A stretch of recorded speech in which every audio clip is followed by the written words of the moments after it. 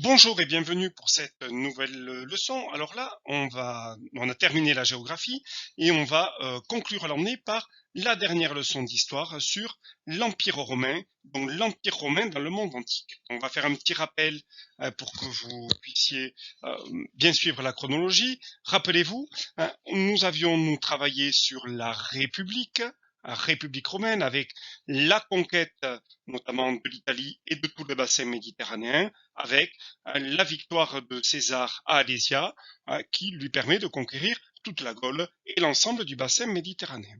César est assassiné en 44 avant Jésus-Christ et une période un petit peu trouble de 44 avant Jésus-Christ jusqu'à l'avènement du premier empereur se met en place. Mais à partir de là, 27 avant Jésus-Christ, c'est la naissance de l'Empire. Donc la période qu'on va voir, elle va s'étaler de 27 avant Jésus-Christ jusque en 476, puisque c'est la chute de l'Empire romain.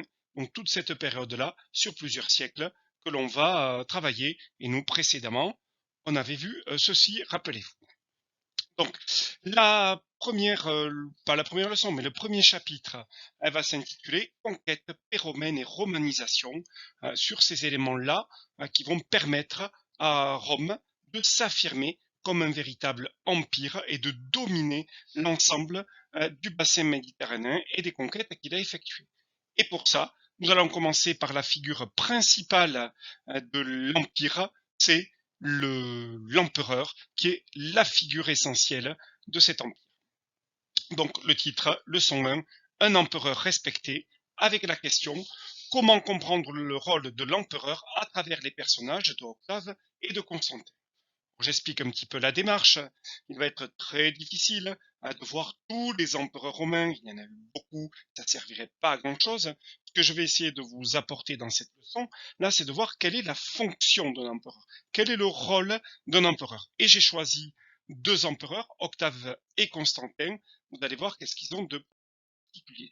Déjà, si on regarde le buste de ces deux empereurs, eh bien, ici, celui d'Octave, qui est un empereur qui a régné de 27 avant Jésus-Christ à 14 après Jésus-Christ, c'est le premier des empereurs romains après l'assassinat de César. Et si on regarde le deuxième empereur que j'ai choisi, c'est Constantin, avec une durée de règne de 306 à 337 après Jésus-Christ. Donc j'ai choisi le premier empereur et quasiment un des derniers, Constantin, pour voir que entre les deux, on va remarquer beaucoup de points communs et ça va nous permettre d'élaborer une trace écrite sous forme de schéma sur le rôle, les missions et les prérogatives de ces empereurs.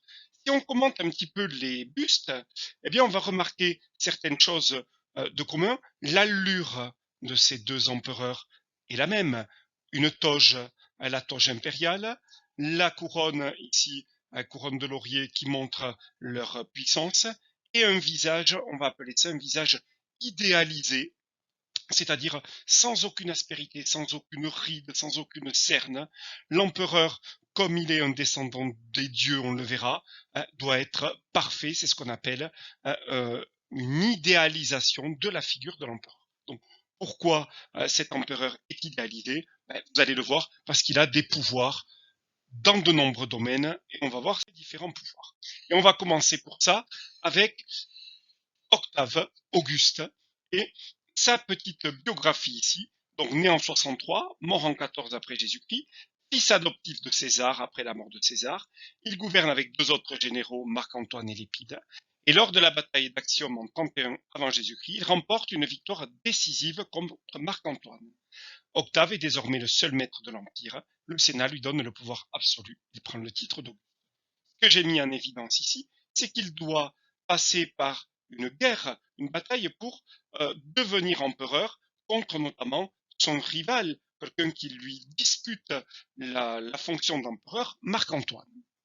Deuxième élément que nous apprend cette biographie, c'est que le Sénat va valider son pouvoir. Une fois qu'il aura gagné de manière militaire, le Sénat, que vous connaissez bien puisqu'on l'a vu dans les leçons sur la République, va valider le pouvoir. Donc on voit aussi que des institutions déjà présentes sous la République sont poursuivies, continuent, même avec l'avènement de l'Empire, le Sénat valide le pouvoir.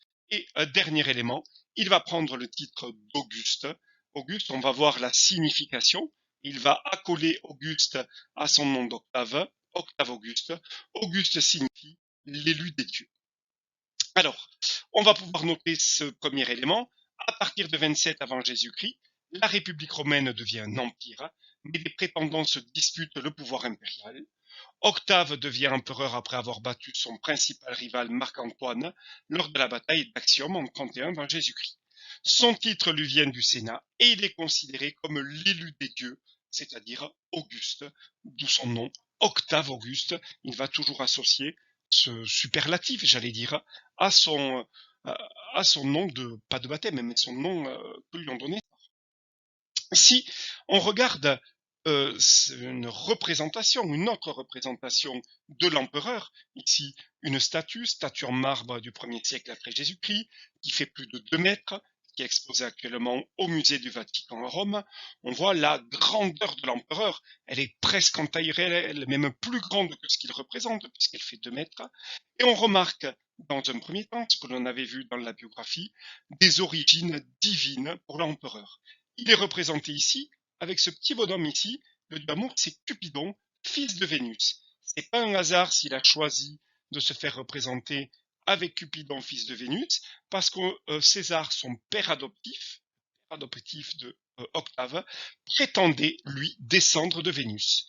Donc, il est un élu des dieux et il est représenté avec un des dieux du panthéon romain.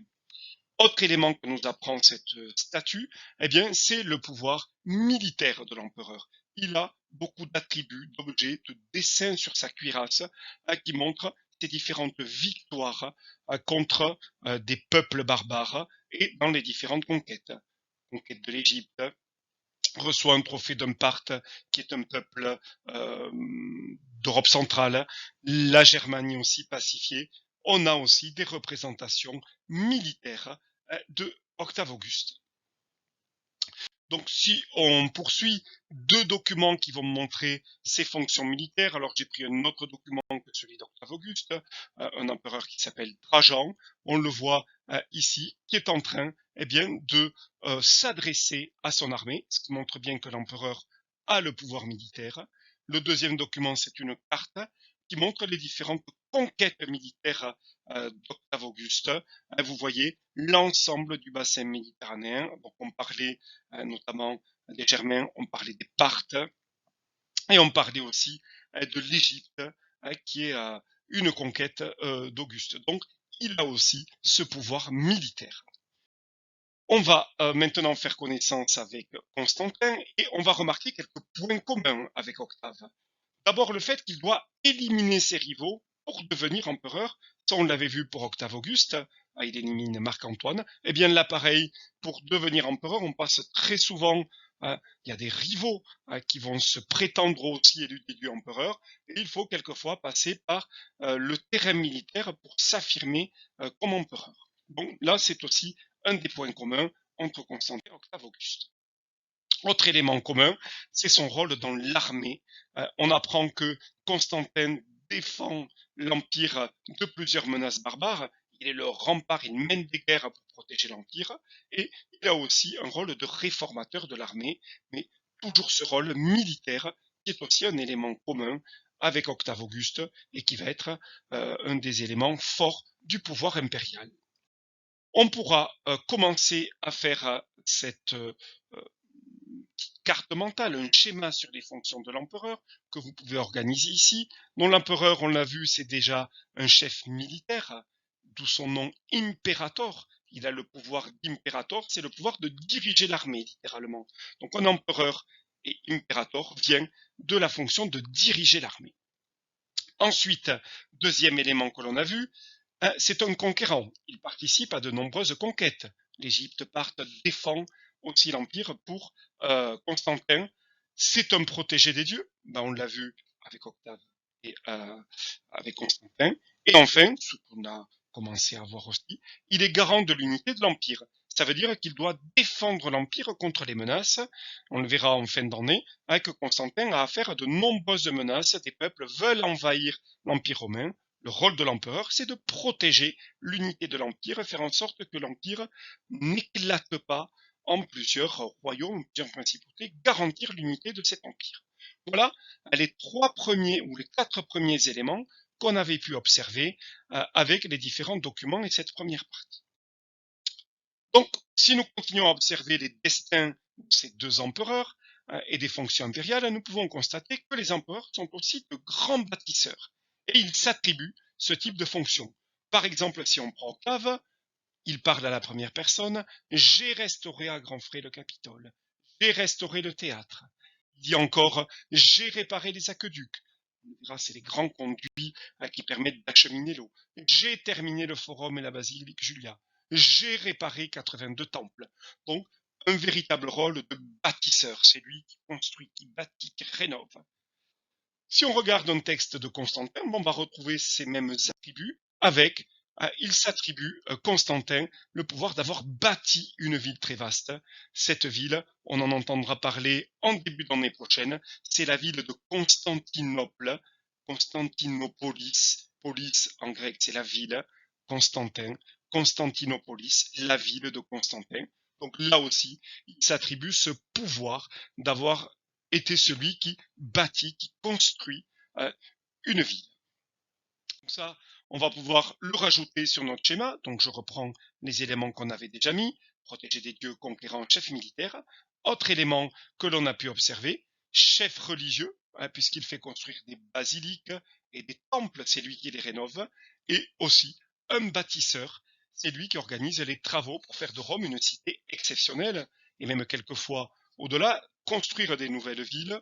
Ça va être le cas de Constantin, et d'ailleurs le surnom de Constantinople, la ville construite par Constantin, va être la nouvelle Rome.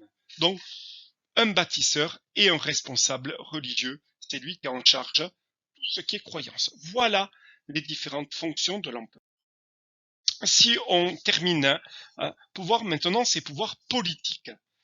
On va voir que l'empereur romain a des pouvoirs politiques très étendus. Tout part de lui. Il nomme, il contrôle, il propose, il nomme les gouverneurs, mais c'est un système centré sur la seule et unique personne, la personne de l'empereur. Donc tout part de lui et des décisions qu'il prend pour constituer un système impérial avec des gouverneurs, des comices, des magistrats et toujours le Sénat qui est un des vestiges, j'allais dire, de la République. Donc, on termine avec le dernier élément du schéma, chef militaire, conquérant, protégé des dieux, garant de l'unité, responsable religieux, mais aussi, vous l'avez ici, un responsable politique, nomme le Sénat, les magistrats et les gouverneurs, et il propose les lois. Donc voilà, avec ce schéma, vous avez une idée de toutes les fonctions de l'empereur, fonctions militaires, fonction de conquérant, fonction divine, fonction de protecteur, fonction politique, fonction de bâtisseur, fonction religieuse. Vous voyez qu'il est au cœur et au centre de l'Empire, ce rôle-là de l'empereur. Alors que l'on prenne Constantin, que l'on prenne Octave, que l'on prenne Trajan, n'importe quel empereur a eu dans son règne toutes ces fonctions à gérer.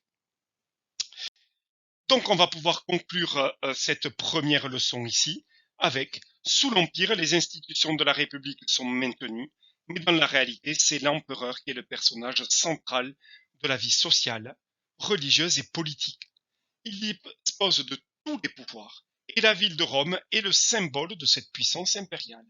C'est pour ça que je vais enchaîner avec la deuxième leçon. Vous allez voir, elle va être très courte parce que vous aurez un travail à faire là-dessus. On va enchaîner sur la ville de Rome. En quoi la ville de Rome est-elle à l'image de l'empereur et de la puissance impériale? Mais avant ça, j'ai joint à la vidéo une petite fiche. C'est une fiche de synthèse de cette leçon que l'on vient de terminer. Donc vous avez ces petits exercices à faire. Il y a beaucoup de choses à surligner sur les textes, des réponses assez brèves à fournir. Cette fiche-là, vous pourrez la coller, elle fera le bilan un petit peu de ce que l'on vient de voir sur les pouvoirs de l'empereur. Donc on parlait de la ville de Rome. Alors oui, je précise que cette fiche-là, on la corrigera en classe avec ceux qui viendront la semaine prochaine. Et sinon, j'enverrai comme d'habitude une correction de ces éléments-là. Ils ne sont pas très compliqués puisqu'on les a vus, je vous les ai donnés dans la leçon. Donc je parlais de la ville de Rome, eh bien ça va être l'objet de la deuxième leçon, donc vous pouvez prendre une nouvelle page ici. Rome est le lieu d'exercice du pouvoir impérial. En quoi Rome est-elle la capitale de l'Empire? Qu'est-ce qui montre que Rome est capitale de l'Empire? Et pour rentrer un petit peu dans ce sujet, une vidéo, alors c'est une vidéo très intéressante puisque des historiens, des archéologues, des informaticiens, des designers aussi, se sont unis pour essayer de proposer une vision de Rome en 3D, c'est-à-dire grâce aux sources archéologiques, essayer de voir à quoi pouvait ressembler Rome au 3e ou 4e siècle après Jésus-Christ, au moment où Rome compte bien quasiment plus d'1 million d'habitants. À quoi pouvait ressembler Rome? Eh bien, ces archéologues, ces techniciens, ces informaticiens ont réussi à modéliser et à faire une visite 3D de la ville de Rome. Donc, je vous en propose un extrait. Je vous mettrai tout à l'heure les liens si vous voulez aller en voir un petit peu plus.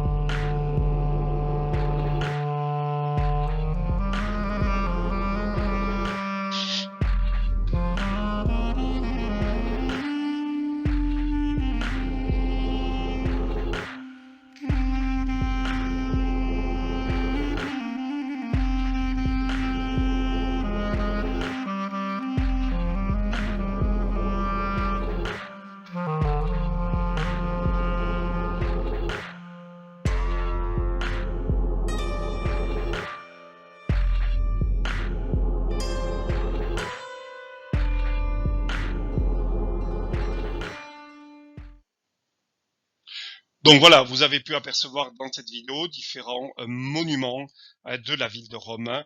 Vraiment, on a vu le Colisée, on a vu certains temples, on a vu le Forum. Donc ça, vous aurez à le découvrir dans un petit moment.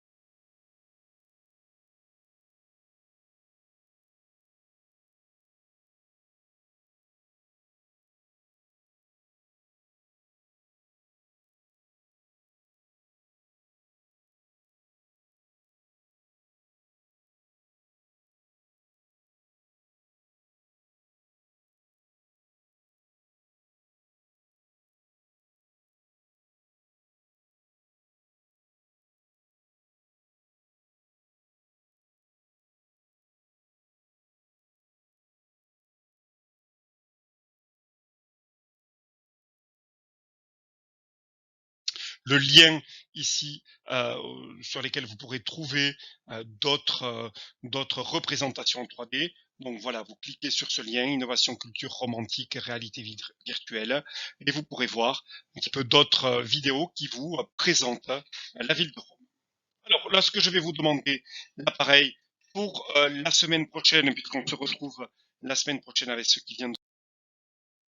Donc voilà, c'est vous qui allez faire un petit peu la découverte supplémentaire sur cette ville de Rome en prenant le livre à la page 138-139, donc 138 et les questions, page 139, sur la découverte de cette ville de Rome. Ici, vous avez le premier document qui est une maquette de la ville de Rome, ici, et après, du vocabulaire, des monuments de la ville de Rome toujours présents, mais qui étaient utilisés dans l'Antiquité, et ces questions qui sont à faire. Donc vous faites ces questions-là sur la page de droite et vous gardez la page de gauche sur le titre pour noter la leçon qui va venir.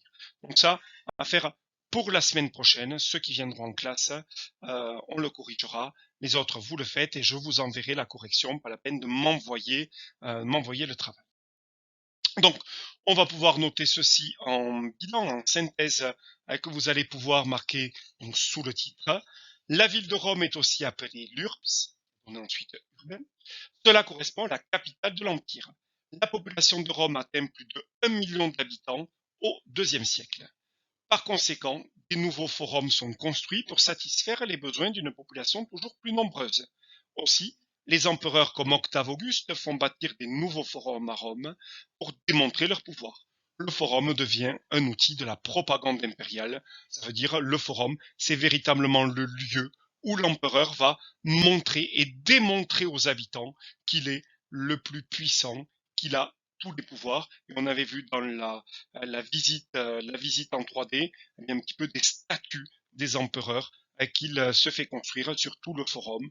Le forum va être un lieu qui va foisonner de sculptures, de bâtis faits par les empereurs pour démontrer, laisser une trace de leur pouvoir. Donc voilà, vous avez du travail pour la semaine prochaine.